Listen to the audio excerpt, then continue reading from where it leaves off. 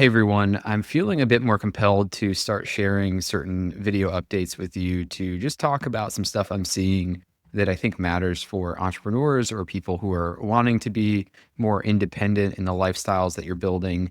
And this is going to build a little bit on my previous video, which is about the financialization of everything. Today, I want to talk about understanding your business model. I want to talk about the tailwind of AI and how that's changing some of my thinking and conversations I'm having with certain founders.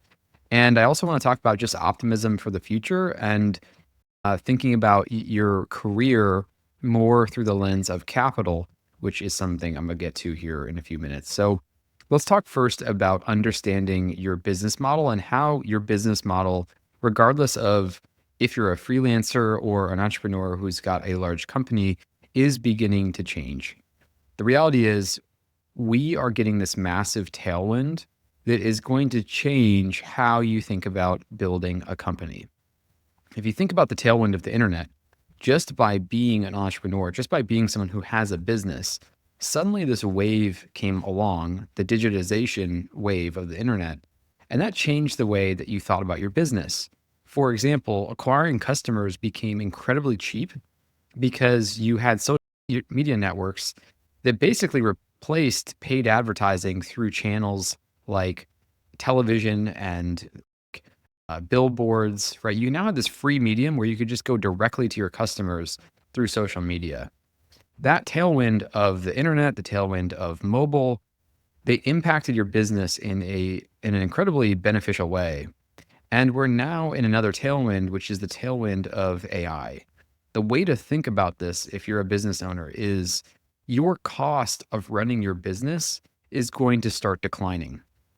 What we saw with the rise of SaaS was really an increase in prices over time for all this software that you were acquiring. And I remember paying for Intercom, which is a fantastic software service.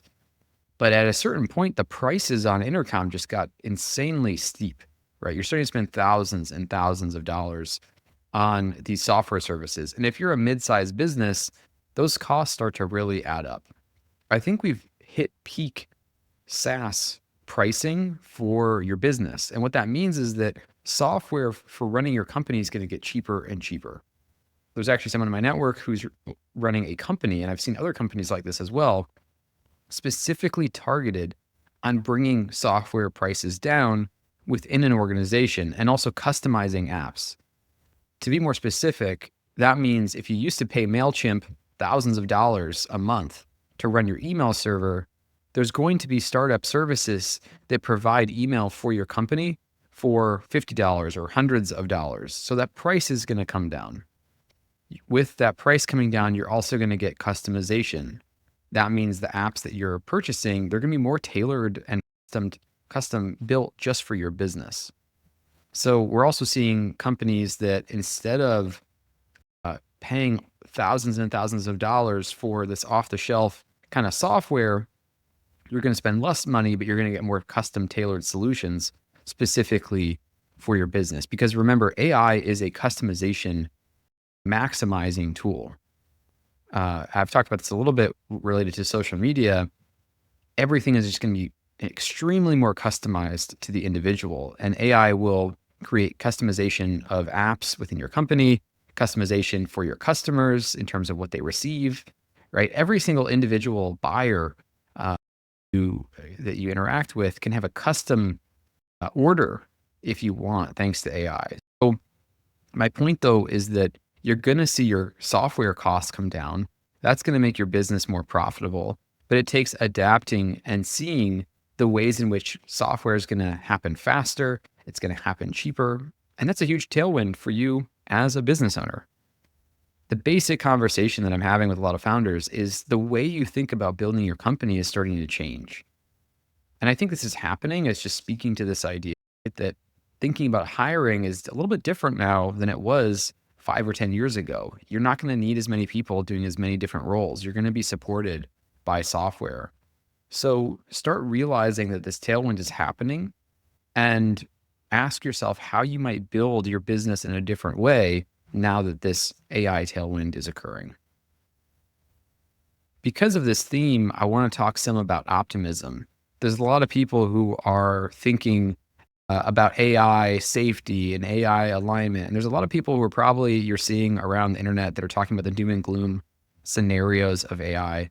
I think you should pay basically zero attention to all of the negative externalities that AI is going to bring. Not that those won't happen, because there will be negative things that happen with AI, just like the internet has created a lot of negative things. But there's no real point in spending time thinking about the negativity. So I think it's just a waste of time to, if you're not directly working on something that is made to improve how AI functions in our digital society or just our societies in general, it's easy to fall into fear around AI and the disruption. And it's just a waste of time to spend your time worrying about it. Better instead is spend your time working with it so that you learn how to actually utilize it. And what's really interesting and funny is as you start using AI, you're like, hey, this is actually making my life much better. Every week I'm seeing ways in which AI is making my life easier, better. It's helping me. It's helping me think through problems. It's helping me organize and do tasks that I don't want to do. So just stay out of the doomerism and stay in the optimism, not because bad things won't happen, but unless you're doing something about it directly, I just wouldn't spend your time there. The last thing I really want to talk about here, just as a concept, and I know I'm just kind of riffing today, is making capital be a larger part of the business model of you in the future. We were in the world where there was this divide, labor versus capital, right? Investor versus employee. And I believe that we're moving more into a capital favored society. My last video was on the financialization of everything, about how we're infusing financial incentives and betting and investing into more things. You can say this is good or bad. Doesn't really matter. I think it's just more where things are going. And I believe that having a focus where investing as a part of your career is becoming more important, even if you're not somebody who is a professional investor. And I don't mean that you have to take major risks, that you have to buy meme coins, but just considering the way that I make money in my career is through a business and it's through investing. And there's actually, I'm going to grow my career through both of those channels, not just one or the other, I think is really important. And it's important because the amount of tools, to speak to the tailwind again, that we're getting are drastically increasing. So investors today are receiving this massive tailwind of a variety of options of things that you can put your money into. So deals that you used to not have access to, you can get access to. Instruments and financial assets you didn't used to be able to get access to because you're just an individual investor, you now have access to. An example of this is I got really excited about a company in, I think it was maybe 2019, called Rally Road. And Rally Road, it basically allowed you to start crowdfunding the purchase of expensive art, expensive collectibles, Babe Ruth, trading cards, Pokemon cards, whatever it is.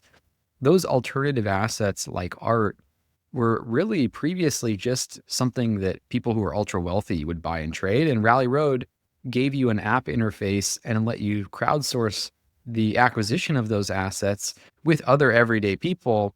And it really gave you access to a new asset class that maybe you didn't have access to before. So because investors are getting more tools, and because I think capital is getting more important in terms of the side of the equation for where it is you're going to make money. If you're a doctor today, let's say, I actually think doctors today are probably less inclined to really become wealthy through their income. And probably they're going to get more wealthy through building a practice or investing the income they're making. That's an example of something that I think has changed a lot. Before, you could become a doctor and become really wealthy. I think today doctors are starting to understand that as I go into this field, I have a lot of loans. I have to work super hard, and I'm making this income, and I have all this stuff to deal with. You might actually make more of your money outside of the actual medical field. Whether that's right or wrong, I'm not saying.